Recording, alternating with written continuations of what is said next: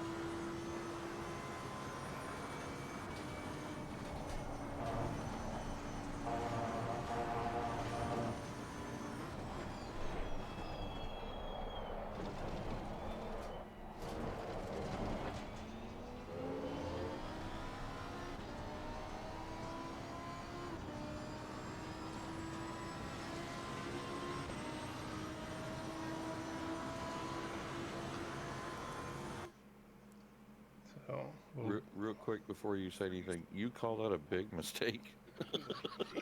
You haven't seen me drive lately. I lost 310 on that. I was I 310 know, I up. know. So 310 in Could be a lot racing, quicker, yeah. it's for me it's big. Yeah, 310.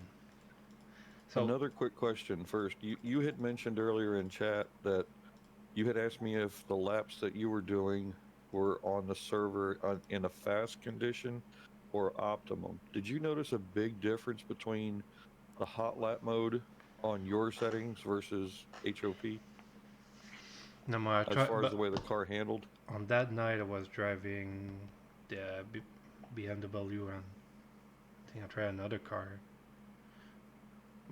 I tried a BMW in the hot lap and was pretty much running. I couldn't go below 2 minutes. So then Wow. I jumped on it.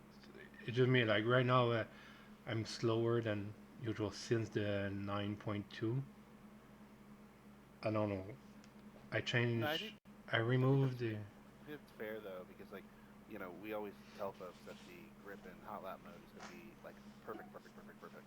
Mhm. Where in the server it's going to evolve and change, so you're always going to be a little slower.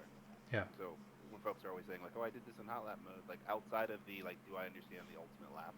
I don't pay too much attention. Like I just want something close. Yeah, it's slow, but auto lap mode obviously will always be better because your tire reset every time. Everything is reset when you cross the line, so you just to try to put the best lap to show. But usually I could be really close to what I do on auto lap and on the server. But yeah, I'm just having some problem in right now.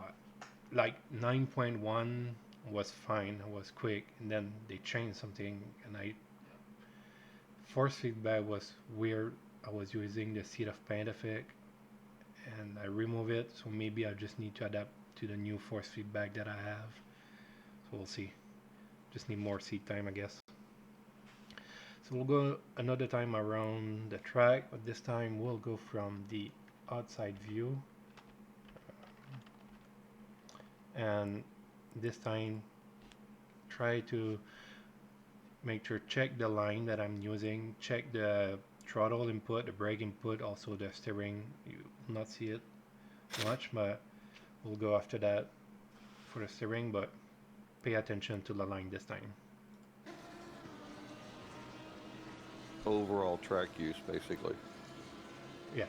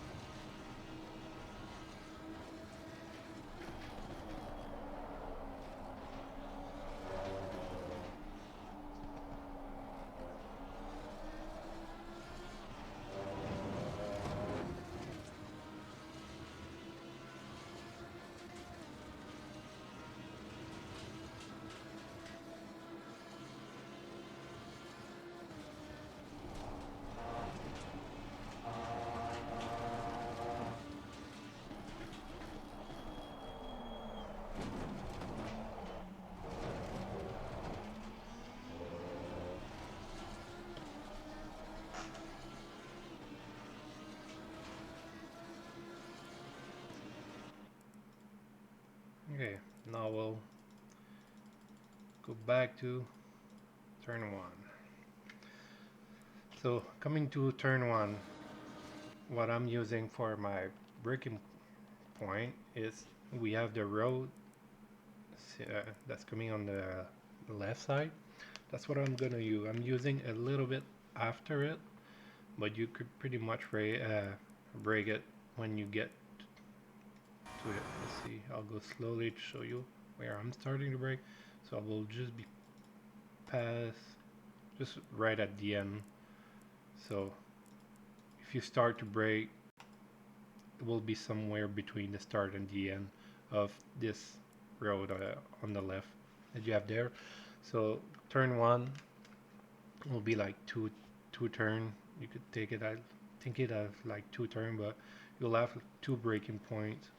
So you have this first one you want to brake, try to brake in a straight line as much as possible, but you need to try to carry a lot of speed here. You could gain or lose a lot, so you need to brake hard. So you're gonna brake hard here. So I'll already turned the car a bit before I'm. Oh, Yeah, I was just gonna say there's a bit of steering angle during this straight braking you're talking about. yeah, But I can but see what you're meaning. You're just barely getting the car to turn to make the braking zone a little longer, being diagonal towards the apex. yeah. See, I'm gonna start to turn the car. I'm not braking yet. As you can see, now I'm starting to brake and I straight up the wheel a bit. Not much, just a bit. Now I'm gonna release it when I get to here. I want to get back on the weight on the front, and when I'm gonna get here, straight the wheel, brake again, try to slow the car as much as possible, and then I'm gonna release, and then I'm gonna coast. So you see a little bit of throttle here, just try to adjust to get as much time as possible, but you could just coast here, be patient, coasting, and then get to the apex, get back on throttle to finish the So corner. even the Evo Lamborghini needs maintenance throttle sometimes.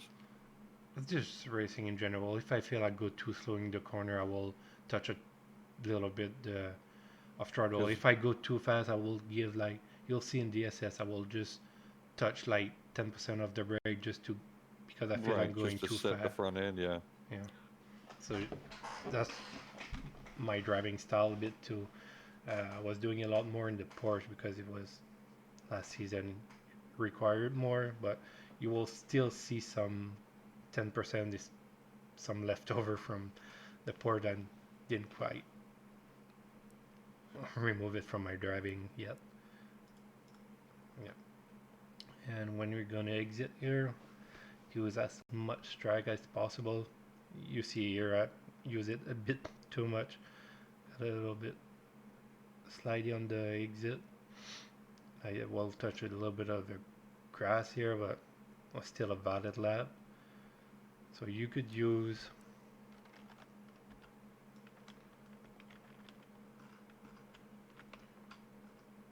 put your wheel on the green stuff. It's not that high. It's a little bit, but it's not much. As you can see, it's pretty safe to use. It's not too slidey. So if you go too high, I think you need to keep your right wheels not crossing the line of touching the red and white curves. That's a lot of time, that's what it's gonna be. So just go back and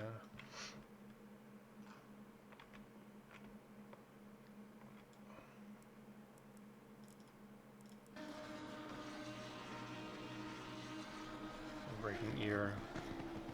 See it.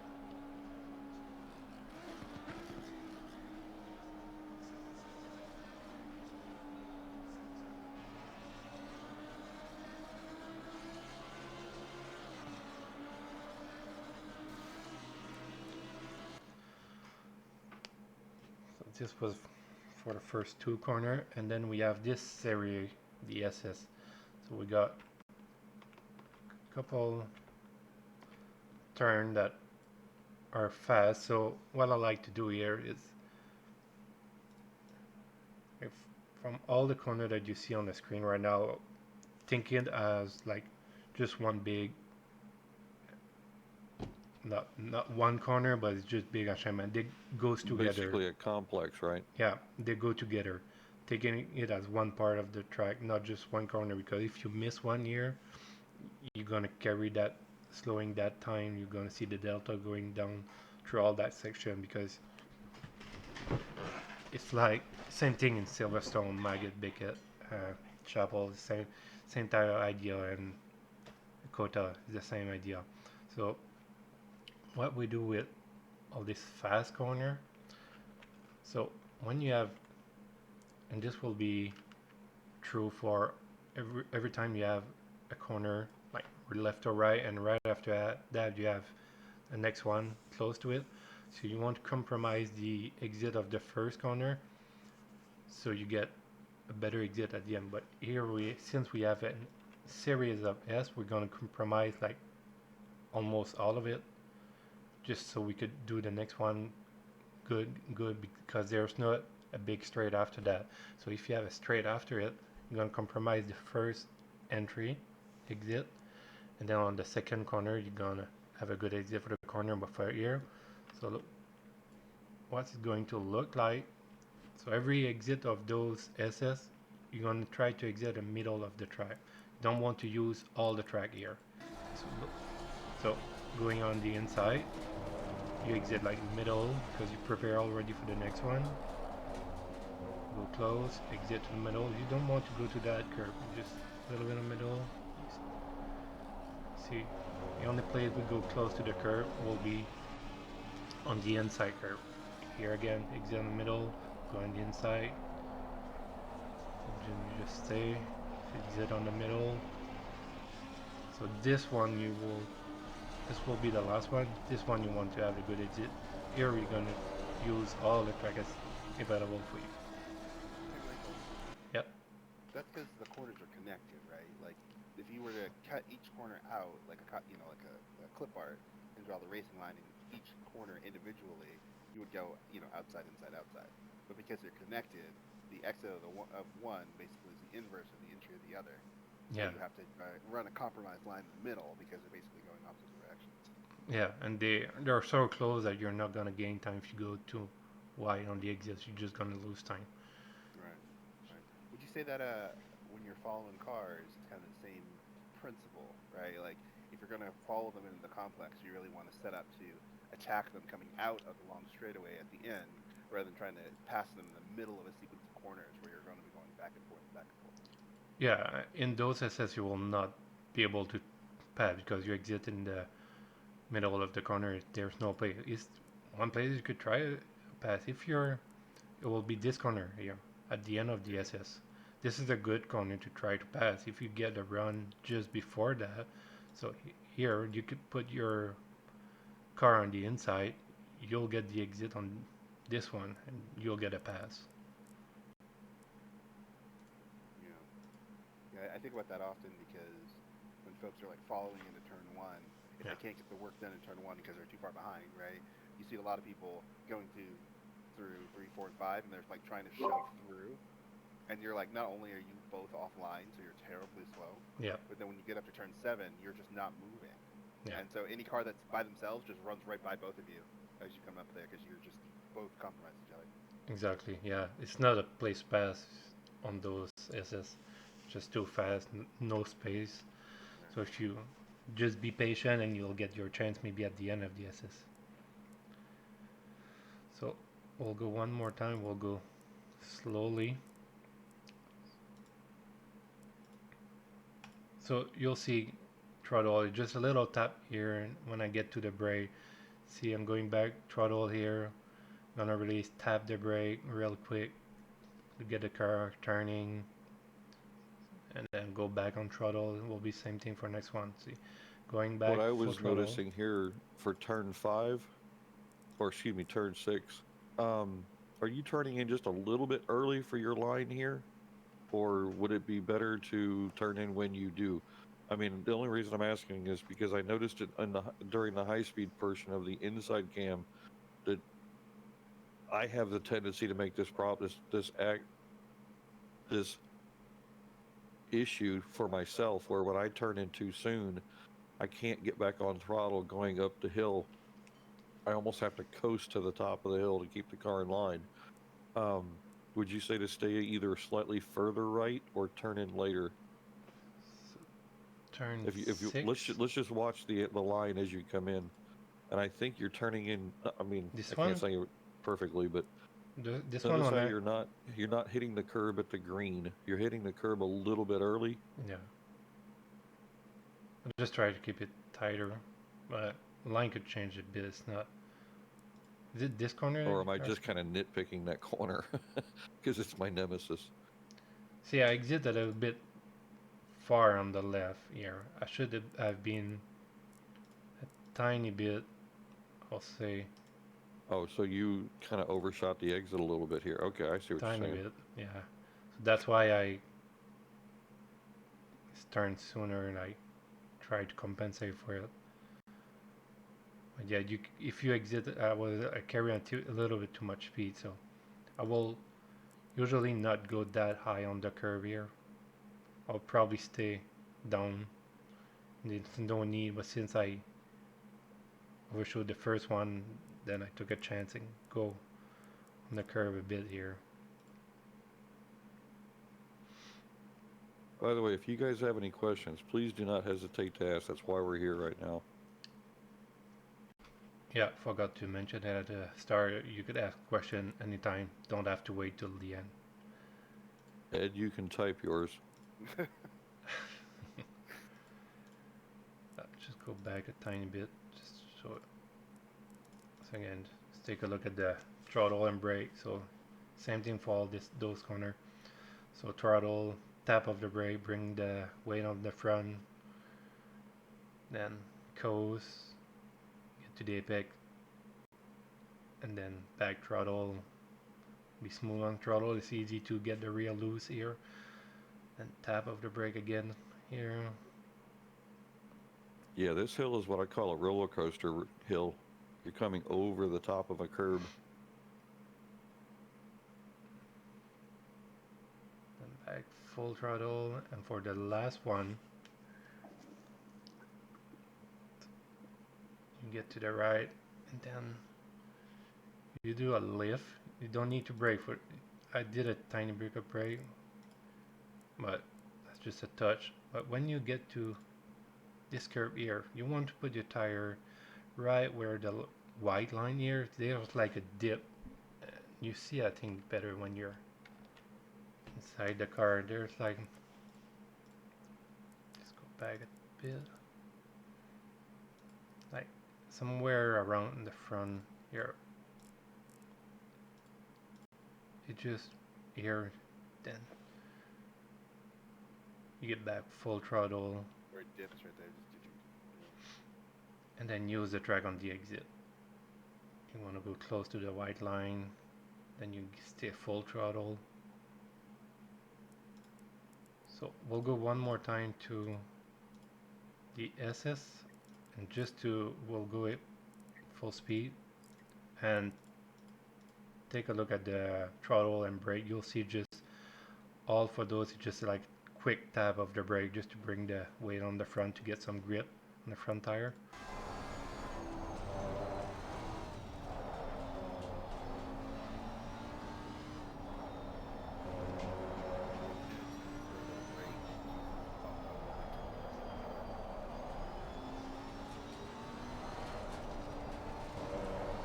Also, you guys can watch where the white line ends up on the windshield too to show how close to the edge of the track he is. Yeah, want to go fast, you need to use the track. Use every inch that's possible to use. See on the exit. I see. Yeah, go ahead. I see you in. Yeah, I'm just going to say you're in third gear all the way through there. Yep. Is that typical for this car, or because I'm generally in second gear going around those S's? What car? I used to use the Aston, and now I'm going to use the Ferrari for this one. But I tend to find I'm always changing gears. So it looks like you're just staying in third all the way through. Yeah. Well, last time I did the walkthrough, I was in McLaren. I was staying in third too. But I tried the Merc, the MG, and I was shifting between 3 and 2. So it could be dependent on the car. I'll need to try the car to see it. But yeah, a lot of car could probably do it in third. Even the MG, I think I should stay in third, even though it sounds like it's not going forward, but the car have a lot of torque. I drive the Aston here before, but I cannot remember. Maybe the Aston we were downshifting just to get more rotation of it. Yeah. Oh, that's interesting. Do you know what the Ferrari would do around here? I haven't tried yet. The new one? No, the old one. Yeah, the rookie car. Normally, no idea. Martin, when I come through here, I'm trying to stay in third my best. But the other thing too is you have to remember it's all about the balance of the car, like he's talking about. So throttling and gearing and braking and all of it goes together. It really comes down to a full confidence on how fast you can get through the S's. If you find that the car's bogging down, you're going to have to drop a gear. But remember, don't use the gearing to slow the car down. You need to use the brakes, specifically through the S's, because you have so much front to back and side to side weight shift that if you drop a gear at the wrong time, you can literally not spin the car up, but you can very much upset the car, and you'll end up in a very extremely high RPM range, or you'll end up in a very low RPM range, and it'll mess up the whole flow of the situation. You'll probably find that the faster that you're going through the S's under control, the higher the gear that you can use. It's not as though you have to use a specific gear. It's more like what the car's capable of and where your confidence level rises to, and how well you can maintain the balance of the car under the conditions that you're in. What you find is a lot of people go into gear too low because they'll be engine braking for the corner before rather than braking with their foot properly. And so the car's really tight to the corner and the RPMs are high, and they're like, oh, this sounds good. But then you realize as you get on the throttle, you're like up near the upper end of the RPMs, and you kind of feel this need to want to shift because you're too low, and the car's kind of really twitchy and doesn't really feel comfortable. And so you think you have a balance problem in the setup. You really have a balance problem in the gear selection because the car has no more room to rev because you've got in a gear too low. And so when you put your foot in the throttle, it's already kind of bound up and twitchy. Where if you go in a gear higher and put your foot on the throttle in the same place, it's got more rev to pull through. The ratio is longer. So the car will settle in rather than kind of be pushing against the limiter and feeling unstable. So if you feel like it's unstable in a low gear, go into gear higher first and see if you can just stabilize it with braking. Yeah, you'd be very surprised that going into a section like this in a higher gear than you think you should Yeah. really makes the car just like butter most times. Well, and I see so many people wasting hours of setup time because they're going in a gear too low, and then they're like, the car feels bad, and then they go and make a bunch of setup changes, and then spend all day going in too low. And so then when they finally go in too high, the car is unstable and loose because now you've just loosened it up. It's like all slack, right? So they never find a good handling of the car because they never went in the right gear. Yeah, and it's a downforce car, so faster you go in the corner, more grip you're gonna have. So maybe you should be able to carry more speed and just gonna stick better. Just being able to stay on the throttle longer there will be helpful, right? Like even if you're in second, let's say for example, and you're almost near the top of the limiter and you're having to come in and out of the throttle just to kind of keep the car comfortable, versus being in third and just having the throttle planted.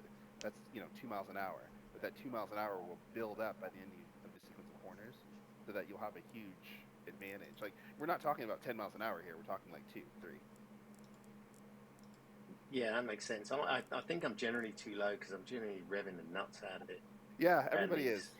Yeah, everybody is. Well, because engine braking feels good, right? Like it makes the front tight. It like pulls the car in because you're slowing down, and so it gives you this positive feedback loop of like, oh, I just need to go down as many gears as possible every single time, and then as soon as I feel the car tighten up, that must be when I'm turning. In reality, you're just going too slow, and then you have to shift. Like if you see that you have to shift immediately coming out of a corner, you came in a gear too low, because you shouldn't have to leave every corner and upshift. Because any car next to you that didn't do that would roll right by you because you're disengaging the gearbox to make the shift, and they'll just sail right by because they're on the throttle. So it helps. Martin, you might want to try doing the opposite of what I've told you guys before to do with the audio. Instead of lowering the volume of the engine, turn it off completely and drive silent. Oh, that's a good idea. Yeah. Good point. See what gear you pick when you can't hear, and then. Well, right, and a lot of people think that the lower the gear, the faster you go because the engine's going meh, and all you're doing is wasting your time. Yeah, making noise. At that point, you've just run out of of horsepower. First of all, in the very high RPM ranges, in a low gear, and when you're in the high gears and you're running out of RPM, you have no torque whatsoever to get you moving. So yeah. It's the torque that matters, right? Like the torque's the thing that's rotating the car, that's giving it its balance, right? Because we're not trying to accelerate, we're just trying to move the car around, and you need torque to be able to move the car around. So if you rev the car up really high and you're out of the torque band, when you put your foot down, you're just making sound. And so it sounds impressive, but the car's not really moving. and it sounds like you're going really fast, right? It sounds like you're going really That's the fast. problem. Yeah, yeah. Exactly. It sounds Exactly. like you're going really fast. Yeah, but really fast laps don't sound fast. The car's just planted and it's like. Quick, And quick question, Martin. Have you ever done a lap that seems boring and you look up and the time is stupid quick? Yeah, and normally those times are my banker laps for my qualifying, and it ends up being my fastest. yeah. Exactly. That's when racing becomes natural. Well, you're rolling the speed, right? Like a lot of people think that the reason that a good lap time happens is because you're just using a lot of horsepower and acceleration. When in reality, it's rolling momentum over the course of the lap, and rolling momentum takes gear, which is lower in RPM than just revving the nuts off the damn thing, right? Otherwise, we just have 1,000 horsepower cars and it'd be easy. Absolutely. All right, Michael. Sorry, I'm done talking. It's fine. Yeah, exit. Let's see. Go close to the line. You use. No. That's not close. That's on it. No, that's close. There's still some room.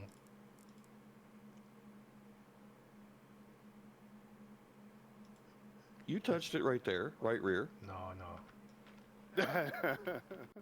See, I don't. It's not touching. Okay, prove me wrong. Okay, tire flex. Yeah. Okay, so I will say though, sorry, I lied. I'm talking more. If you look through the replays on your guys' laps too, looking where your outside tires are pretty critical. Because there are a lot of folks that I see that like turn in 3/4 of the way in, 3/4 of the way in. They think they're all the way out to the outside because their FOV tells them that. But if you look at the track and like do what Michael just did, and like free cam and actually like paid attention, you'll see that you're a foot off here, you're a foot off the apex, you're a foot off on the braking, you're a foot off here, and those feet are all what add together to a lap time, right? Like when you look at someone else's lap and you're like, oh, I'm driving the same line as Davin, I don't understand why I'm half a second down. Well, it's because I'm using all the track width and you're using 3/4 of the track width everywhere. So yeah, we turned at the same time, but not in the same spot. yeah, check your replay is really important. That's the only way you'll be able to tell if you're using all the track or not. And it builds your confidence, and then the speed shows. Mm-hmm. Yeah, like those 0.1, 0.05 second because you're using a foot more after 14 corner. I don't know how many corner this track had. I don't remember, but it's gonna add up to like a second faster easily if you 19. So you're right. If you were 10 See. faster everywhere, you'd be 1.9. yeah. You beat me to the track map, damn it. I had the track map open the whole time. Usually I have it open, but I didn't have it this time. Well, no, but it's a good point, right? Like, I think one of the things that people get lost on is they look at driving and they think, oh, he must be doing something radically different than me. Yeah. And it's really more of like subtly different than you, and it just has a radical output, right? And so when you understand like what the car needs to do to go fast, you can find corners that you want to work on, and then over time you'll refine out the areas, right? So you won't find all 1.9 seconds in one session. No. You'll find like 0.3.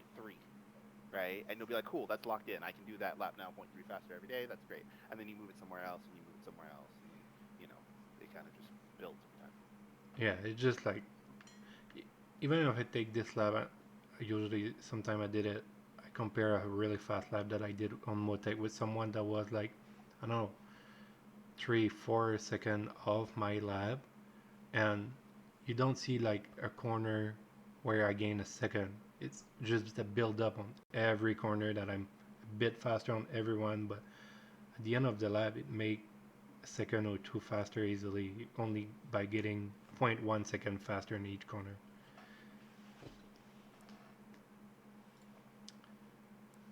Okay, let's continue. So here, full throttle, you stay full throttle.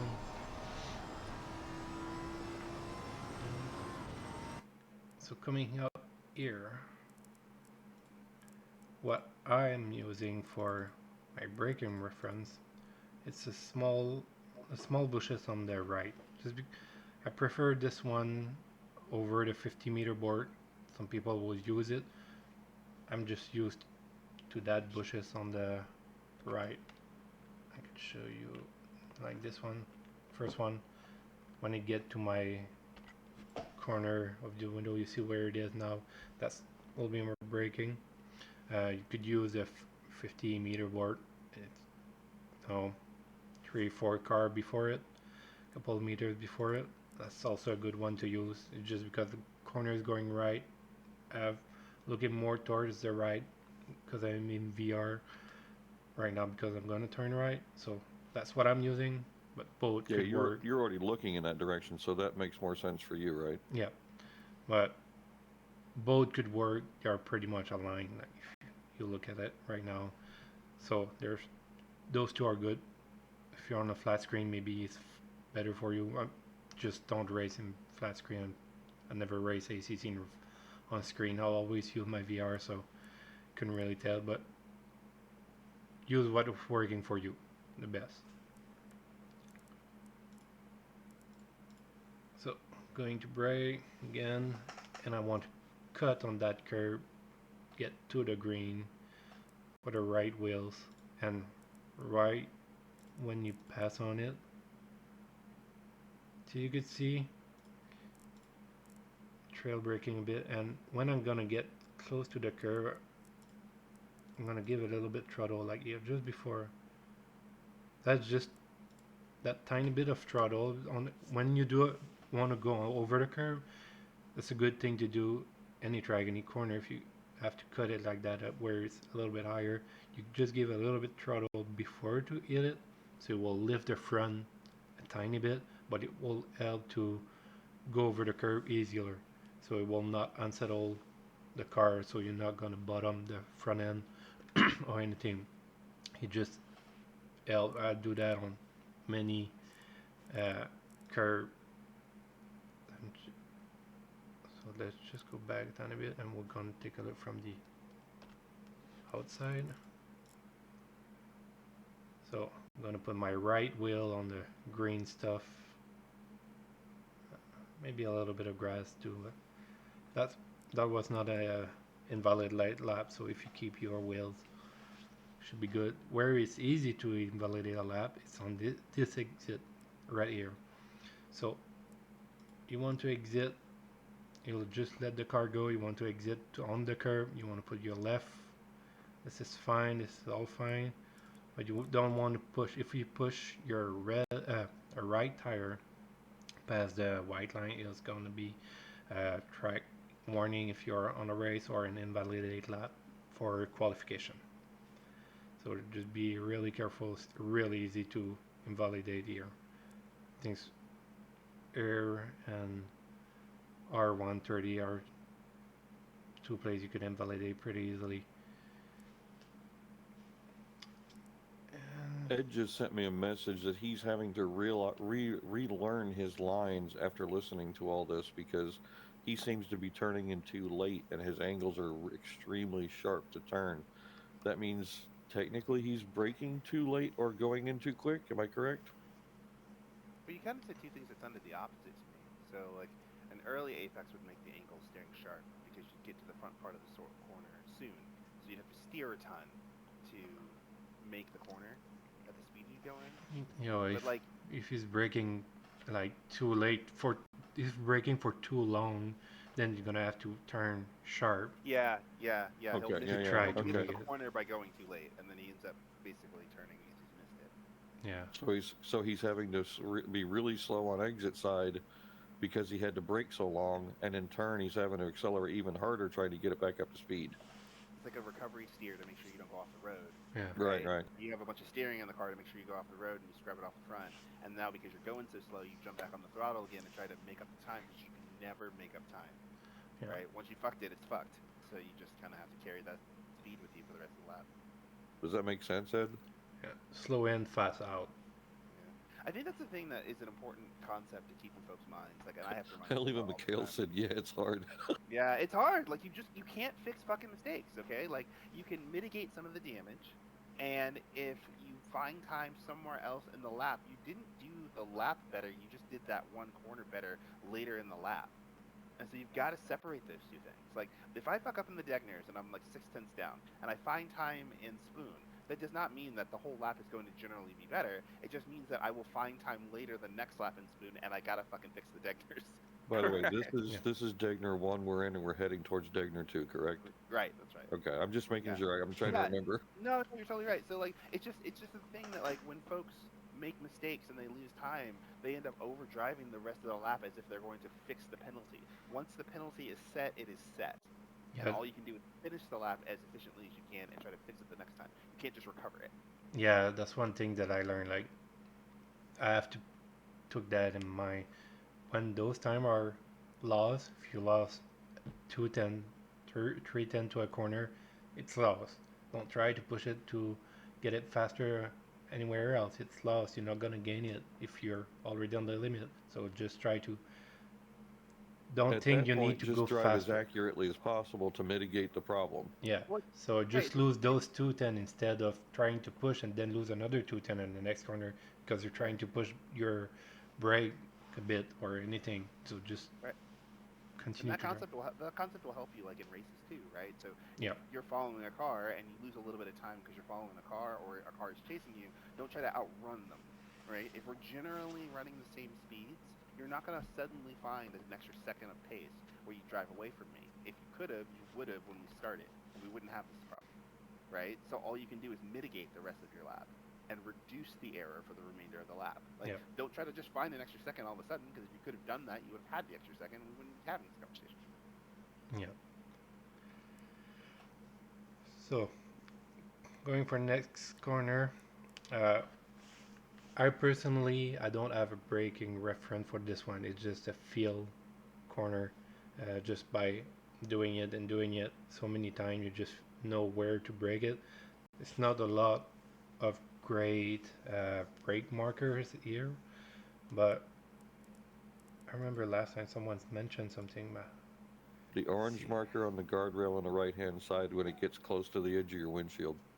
See, it's still pretty far from my edge of the windshield right now. The right. So, Right, but so you mean okay, this yeah, one? you just did start braking. Holy shit! You mean this one, right? Yeah, that's the one I was thinking of. I'm still pretty far. You could still use that. But for me, it's just far. You just get to a field. So that's where I'm. Yeah, I have to admit I do the same.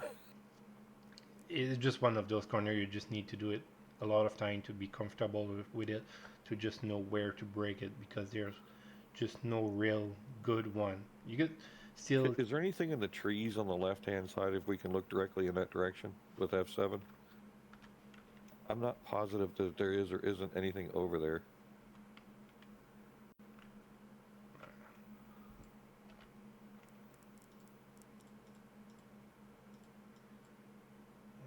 There's Is the there a lamp light poles. pole on the very far left there? Yeah, this one. Yeah, it's got the light on. I've never noticed that before. But it would be hard to find. Yeah, it's really small, so just do it. Just one of those. It happened in Cobalt Track, so Isn't it just about half distance too? Maybe a little further forward? yeah, I think it's. Oh, another thing, guys. Well, it's 2/3. Yeah, a little over half. Remember, guys, when you're applying the brake specifically in hard braking zones, let's not lazy brake. I've seen a few people recently doing the exact same thing. What I mean by that is when you apply the brakes, when you really have to get on them, you need to go from 0 to 100 and then back off a touch instead of just kind of like 1, 2, 3, 4, 100%. Oh, eat it. There's yeah, okay. ABS. Just eat it. So here's a question for the group: why do they call it trail braking? No, I'm not going to answer, Davin. I know that's I want someone who doesn't know the answer to try to guess. Is it because you're progressively backing off the brake? Yes, yes. And why is it backing off the brake rather than applying the brake? I ain't got an answer for that one. Oh no, that's fair. When you Is got that- when you got a little bit of brakes on, it puts weight in the front, so you get extra grip in the front, or something like But that. it's kind of a trick question, right? But the majority of the time, you're trail braking coming off the brakes because you want to use 100% of the brakes to maximize your braking effectiveness, and then trail off the brakes to tweak, right? There are some corners where you do give a little bit of brake to like balance the car, but like you rarely talk about trail braking when you're just tipping the throttle, like tipping the brake like that, right? You'll hear people say, "Oh, I use the dab of brake. I just coasted in on the brake," but you're not really trailing in on the brakes, applying the brake, because you're not using the brake really. It's just kind of a little bit of a cheat, right? When you're really trailing, you're trailing off the brake, so you can manage that balance off the brake. So you've got to use most of it, because 10% of 100% is better than 10% of 80%.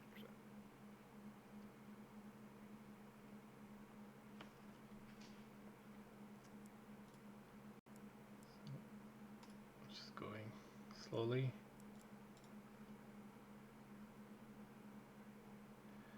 See this corner right here, I have a lot of camber to it, so you want to use that as your advantage. If I'm going to the outside, you can see the track right here. You see the angle of it, so you want to put your tire close to the white line, but you don't want to go on the curve, since the curve is going back up on the right, so it will just make the car a little bit less grippy, because since you have that camber on the left, it will just give you all the grip that you need to turn the car here and carry more speed.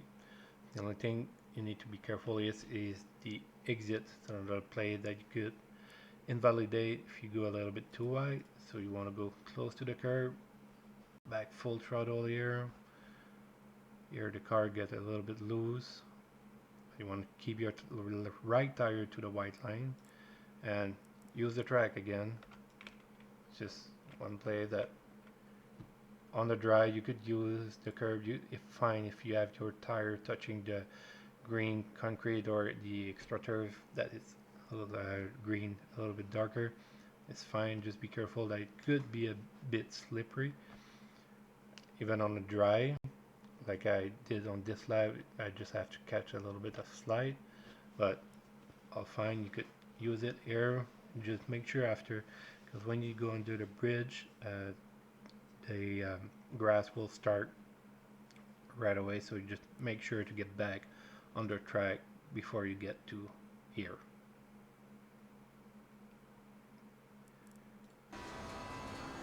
And we're getting to the hairpin. So you want to try to get the car straight as fast as possible, because you're gonna have a big braking here. You're coming pretty fast. We will be probably over 200 kilometers per hour, and you want to maximize your brake. So you want to enter here right when it start. See, when it start to get straight, that's where you're gonna, or at the end of the curve, that's where you want to start to brake and hit the brake really hard. You don't have time to wait, because you're gonna overshoot the corner. Even on this lap, I'm a little bit far. You could probably stay a little bit more on the inside. You'll see when you get to the corner. So let's go just quickly. I'm gonna get the steering as straight as possible, brake it straight, going down the gear. I got a little bit too quick, but I think it's pretty fine. I'm not close to the curve. You still see it on the right, but some people like to be a little bit closer. This still be fine. So you'll see, if we were talking about trail braking, and for this one will be, it's important to try. It's not, you don't have to do it. Some people are not comfortable with that technique, but if you could start to practice it, it will just make you faster, because you're gonna get faster to this corner, because trail braking will help to, when you're gonna bring your front wheel will start to grip, and it just, the trail braking make the car easier to rotate to a corner. So let's watch it again. Braking, and now we're gonna start to release the brake. See, have a bit, then back on the throttle. Again on the exit, you want to use exit. Don't go too much, don't have a lot of space here. You could use the curve, it's fine, but as you can see, we don't have the extra turf on the right, we only have the curb and small patch of the concrete. So just be careful on this one. If you touch the grass here, since we gonna be flat until spoon, if you go on the grass, you're gonna just lose time. If you have car behind you, they will just going by you. This one is flat. Stay flat here.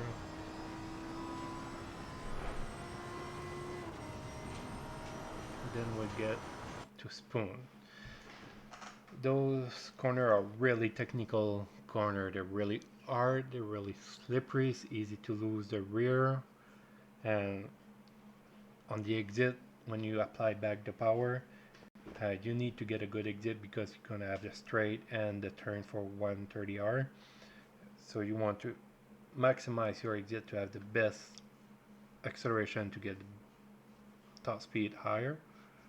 So what I'm using here for the first part of the corner will be the road that we have on the right. So when I'm gonna start to see it, it's probably gonna be like right when I press play.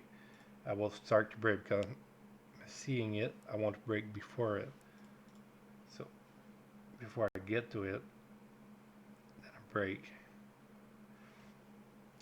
hard, and then I'm gonna let it go, the brake,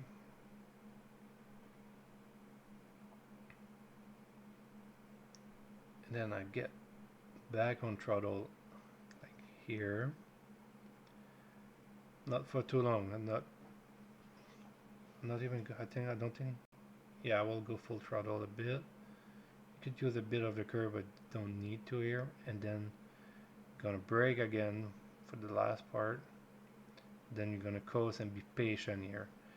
So see, I give a little bit of throttle here, but that was just because I was feeling going too slow. Just try to catch that time. So I want to go close to the curve, but don't need. Could have entered a little bit later than that, but and then you want to apply back the throttle, but here be careful when you get back on throttle. It's one place it's really slippery just because the angle of the track and all that. It's easy to get the car loose here on the exit, and this exit you could use. You have a lot of space here. Use the curb, use the green stuff. It's all fine to use. See, tire R on the green stuff, still have the tire on the track. That's perfectly fine. So let's watch it again at full speed, so you'll see if you could spot the track. I know on the stream it's not perfect, sometimes a little bit laggy, but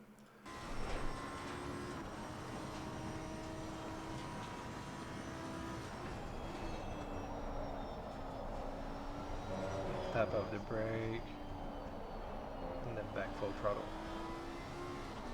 Also notice extremely smooth hands through that area. That makes a big difference in how the front end responds to the turning. If you're going through there and wiggling and wiggling and wiggling and trying to keep the car under control, something's not right. Yep. If you have smooth hands, the wheel and the tires know exactly how much, direction of change and how much grip to give you. If you're constantly adding and taking away, you're actually losing grip by doing that. Yeah, that's also true for all around the track. If your input on the steering is smooth, that's what you want to try. You want to try to have as less movement on the wheel as possible, because when you're turning, you're just dragging on the wheel, you're just scrubbing the speed. If you're turning hard on the corner, it's not gonna make you turn the car more. Most of the time the car will just continue to go straight if you're turning too hard. So try to be smooth with your input, gas, brake, steering.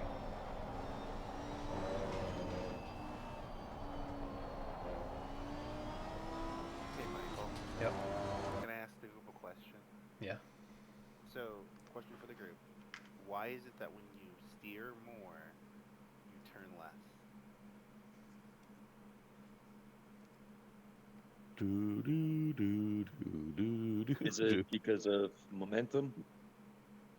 Sort of. Not really. Well, it's like a rudder on a boat. Sort of. But Wrong not end really. of the ship, but close. Yeah, sort of, but not really. So the thing is that as you turn the wheel more, you generate what's known as more slip angle in the wheel, right? Because the car's going one direction, and the way the tires are pointed are another direction because you're steering, right? So if you were to hold your hands kind of like perpendicular to the ground and just turn them towards you, like turn them upward, so that the palm of your hand, the side of your hand is kind of facing you, facing up, it'll kind of give you an idea of how much tire you lose the more you turn. So the more you kind of rotate your hand, the slimmer that profile gets. That's like your tire contact patch on the ground. The more you turn the wheel, the slimmer the contact patch. So the less the car can turn because it's got less tire on the ground. That's why race cars don't have a lot of steering lock like your road car driving around the street, because you don't want to steer a lot, right? You just want to have minimum steering angle. So if you are traveling very quickly and you put in a lot of steering, you make that profile very slim and the car won't turn. That's why more steering lock doesn't help. Yeah, and if you look back at the lab, the only place I've turned a steering more than 90 degrees is the airpin. I think pretty much the rest of the lab will never pass 80 degrees. Will be a lot less. So try to focus on the exit here to get a good exit to get up to 130R and the chicane after that. So going flat here, we have a nice place. If you have a good exit, good place to try to overtake before the corner, because trying to do R 132, it's could be deadly. So coming here, what I'm gonna do for this car, I'm gonna shift right after that. I'm gonna shift to the 6, and I will do a lift. Here it's a lot depending on the car. Like Porsche, I think could almost do it flat. When this one I'm gonna lift. Other car might need a tap of the brake just to get some weight on the front to get the grip to. I think I was tapping in the MG when I tried it for front engine. So you'll need to try it. So what you're gonna do? I'm using the 15-meter board. I'm gonna lift. I did a tiny touch of the brake here on this lap, but I think it's just because I didn't lift for long enough. So that will be up to you for your car or your setup. If you're running lower wing, you might need to lift longer. You might need to brake a little bit, just a tap, but it's something to try for you. I'm gonna share. Here I'm gonna start to turn, lift. I did a tiny touch. Back full throttle. And use the exit here. Keep your left tire on the, not past the white line, because if you pass it, it will be invalidate lap or a warning for the race. Use it, and then now you want just gonna go back full throttle, so you can see it's really. I'm just gonna touch the brake really quickly here and just do a lift.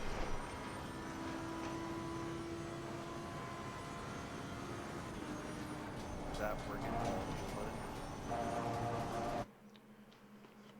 For our race, since we have to pit, I think on fuel will be pretty much similar because we only have what,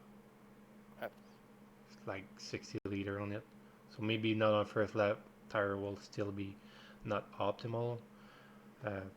Also depend on the track. If the track start on the race is not optimal, just fast, maybe you'll have to tap the brake just a tiny bit slower. It should be really similar. You also, when you have your fuel on, you might get to that corner a little bit slower because you have all the fuel on the car, so it's not making a big difference on braking point.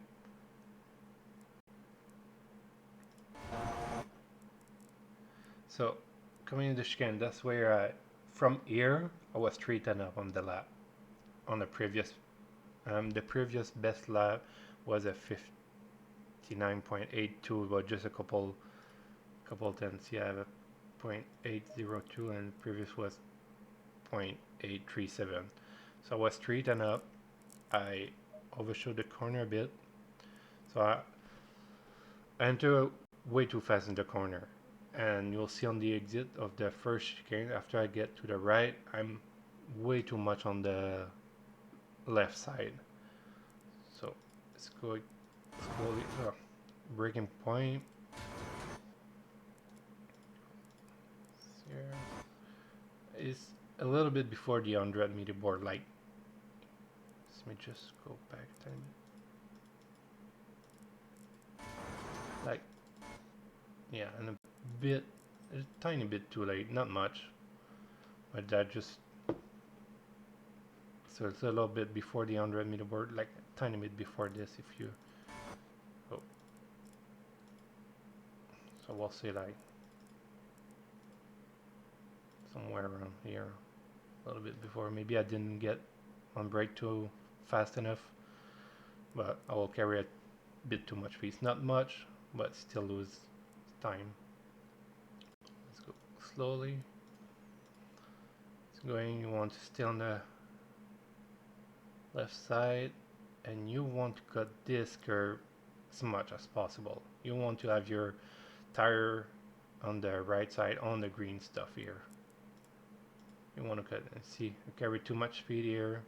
That pushed me a little bit too much on the left. I'm way too fast.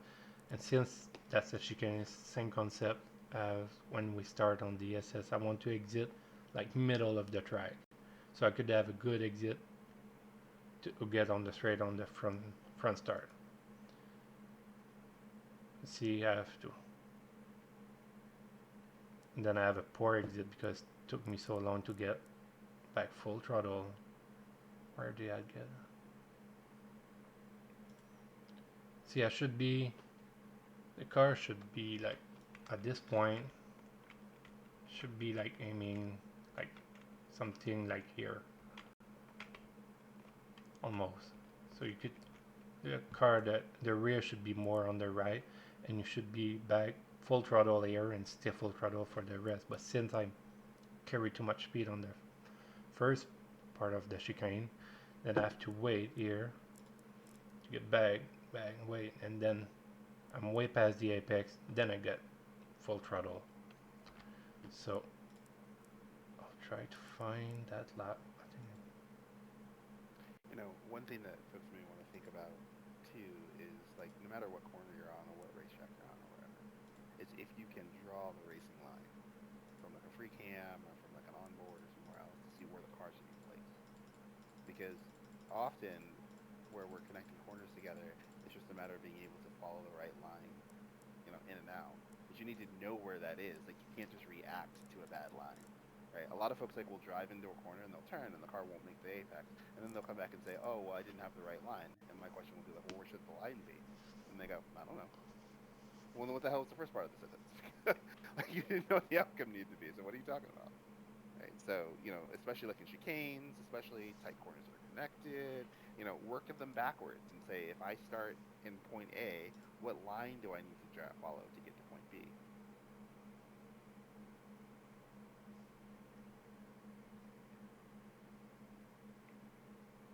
You're gonna like use curves, use shortcut areas. Like there are places where you can shortcut the track to make the line shallower, like when he went over the first part of the chicane. That will help you tremendously, that people just don't think to use because they don't know that it's still part of the track.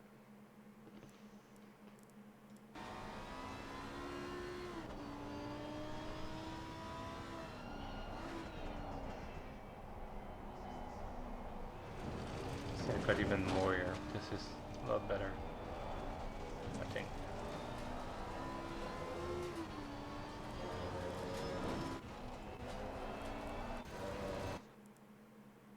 Oh.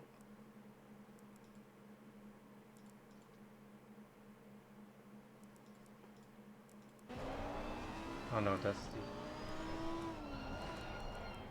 So no, not more. Now you're gonna see all my mistakes. No.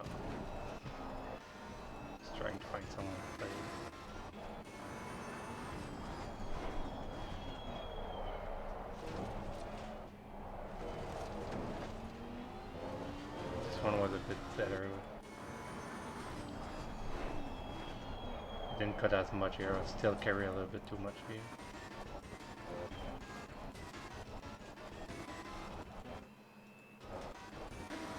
Did it right once, so just need to find it.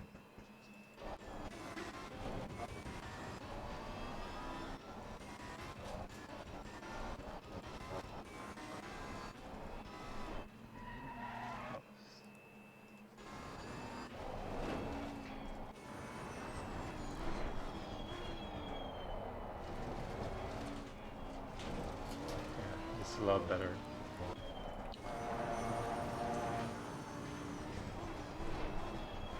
See, cutting on it, exit middle, back, full throttle.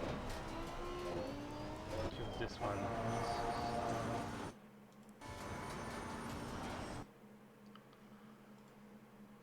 Coming, you'll see I'll get on the curb, right tire on the green, cut a lot. Even if it touched the grass here, I think it's still fine to use it.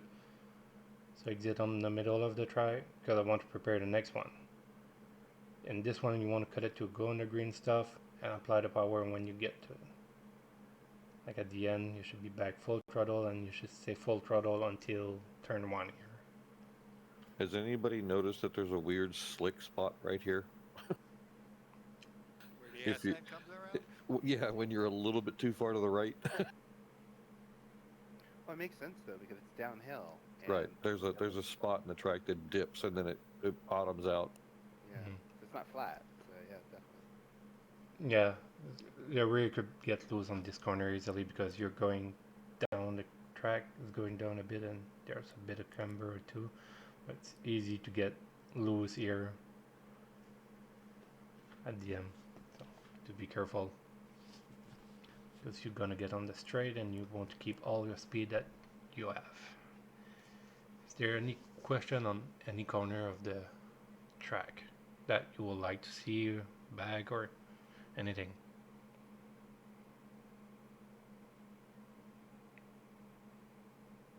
I think Spoon is one of the most difficult turns we have. Yeah, That Spoon. and the hairpin. Yeah, those two places right there are just, geez.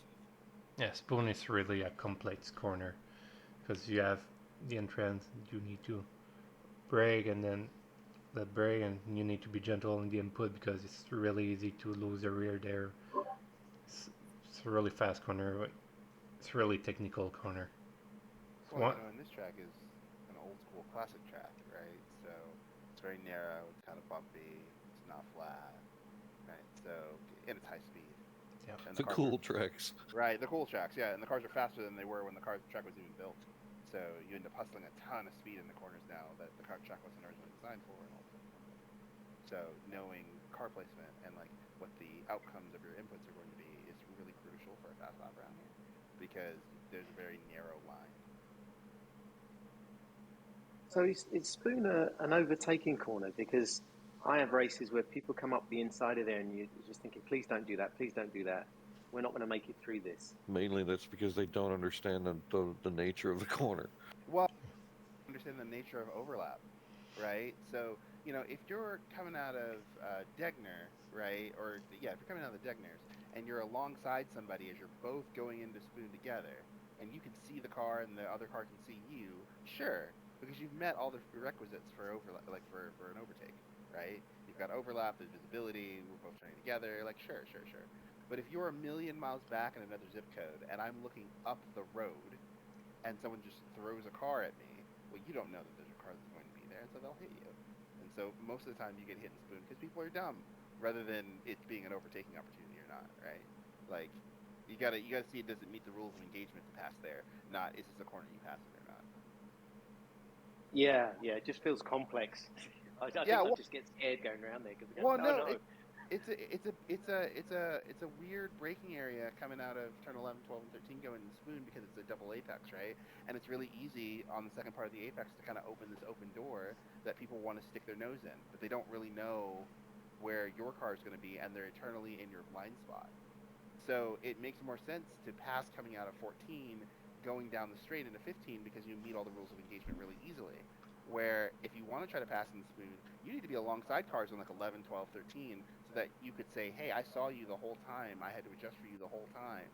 And that's why I'm able to get by you. Not just surprise, right? Because you can't just do it in surprise and spoon unless you've fallen off the road so much that you've left 8 cars with the space that I can drive through. Yeah, I think it's because of the double apex. It's like I've got to come in at some point, you know. Yeah, you've got to Well, turn yeah. at some point. Yeah, yeah. Well, so unrelated, but it's a fair point. So like, I was watching Formula One this weekend, and the Alpine team had talked about where Gasly had run into Sargent as Sargent was trying to turn, and he was coming from a long way back. And I was thinking about it. I'm like, that car in front of him has to turn at some point, and he can't see you because he's looking forward as you're looking forward.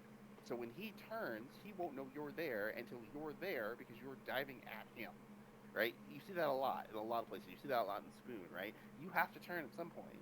They come in from behind you. They can see you, but you can't see them, so you can't adjust for a thing you can't see. And then you crash. And you're just gonna do your thing because you don't know anybody's coming back Yeah. at you. How would you? You don't know where they are. You don't know how fast they're coming in. Like, there's so much information you don't have. That's why visibility when overtaking cars is so crucial. So if you're gonna set that up, you have to be alongside them before you even get into Spoon, so you can say, "Hey, man, you saw me before we both started turning," and be like, "Yeah, okay. Now I have to give you space because you're alongside me." But 9 times out of 10, it's not that way. You just get dove on. And often, what happens, like when folks race me through there, it sucks because I just check up more in 14 and slow both cars down as a punishment, right? Because then now my car will just sit on the inside of the corner. You can't go anywhere because I'm solid here, and we're both going slowly. That's like my way of babysitting you because you don't know where to put your car. So I have to slow you down, and now we both have to go out slowly, and that sucks. I'm just trying not to hit anyone. Right, right.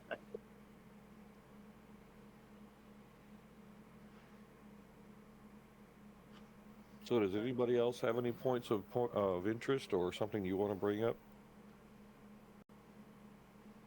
I, you know, Degner over there, Martin, I think's into 488. I can't put Degner over that curb. I can't put the 488 over that curb going into Degner. It just spins me out. Bump Is stops. that Bump ride stop. height or something? Bump stops. Well, and how much are you trying to get over Degner? Are you trying to do full 4 wheels over Degner, or just a little front tire? No, just a little front tire just to kind of hook it in. Yeah, look at bump stops then. Car slammed, and on the bump stops, it'll just bang. No Yeah, matter the what it- Ferrari is about 0.0000 100% zero on the front bump stops. yeah, yeah, Set it yeah. to 2 and see how much softer it ends up being. But I'd Oh, also, okay. I'd also just go back and revalidate that you actually are only running like a front tire, right? Because if you said a front tire and it spins me out, I doubt you, because your car's rear wheel drive. So like, just make sure that, because it's wider in the ass than it is in the front in the Ferrari especially. So you want to make sure that if you are only trying to use a tire, that you're really only using the front tire and that you're not accidentally running both tires over. Oh no, see that's what happens. Yeah, because when the rear tire comes over, it just throws me out. Yeah, yeah, yeah. That I means just you're been sort of, probably taking too much and the rear end's getting kicked out on you. Right. It's a Remember, big, the back of the Ferrari is wider than the front. and it's a big heavy thing behind you that you're turning and you've just pitched it in the air and dropped it back down again. So you don't get a massive benefit from doing a lot of curb unless you raise the car and soften it up and do a whole bunch of other stuff, right? So I just been kind of avoiding it, just kind of staying out on the outside of it, Yeah. going through that way. well, and that's the thing I would say you'd save for last, right? Like get a really good lap in and then be like, okay, I'm just gonna tune for Degner now. And go and tune the car for Degner and just run it over there, run it over there, run it over there, knowing you can do the rest of the lap, right? It's hard to alleviate how much shock that's going to come through the car, depending on the angle too. Because sometimes you can hit that curb just right, and it feels fine. Other times you hit it and it seems like it's exactly the same spot, but you're at a slightly different angle, and it just jacks the car all to shit. I absolutely agree with you. Yep. That's one of the reasons why most times I tell you guys to just run the curb till you hear the burnt and you're really, really close to being on the inside. Now, once you get down to the point where you can really get the car set up and or handle certain corners, because think about it this way, that corner is one of the tallest curbs in the whole track. Am I right? Or at least pretty close. And is it really that is it really that advantageous to try and hop that curb to keep that 1/10 of a second you might be up if you did it just right and handled the second Degner? Yep, See what I'm saying? it's a There real is almost no benefit if you know that the car does not like the curb. So you're probably finding better time in other places, because remember, all of these cars are BOP'd, which means balance of Performance. performance. Yeah, each one of the cars is held back at a certain rate or a certain time, so each one of us, you can't drag race anybody anymore because the cars don't have any difference in acceleration. It's either because of the gear selection that they made before the season, or they've capped the horsepower on the car, or they've capped the intake on the car and it doesn't accelerate worth a damn, or it has so much extra weight laid on it that it just can't get out of its own way. So they're all technically equal. You can run generally the same laps in every car as long as you're comfortable with the car and you learn to drive it. But that being said, there are certain places that, because of the geometry of the car or the way their suspension set up or because of the weight difference front to back, this, that, and the other, like if you get in the Mercedes and you try and hop curbs, you can damn near hop every curb in the track in every track we got on in the game.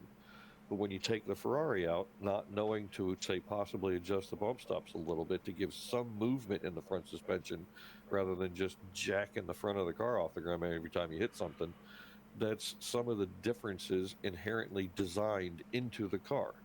So those are the finer points that you'll end up finding overall driving over and over and over again and driving different seasons with different cars. Hint, hint, hint. Well, that's also where like ride quality versus shortcuts matter, right? Because if you think about the car's general ride quality on a lap generally, it's going to be pretty good generally.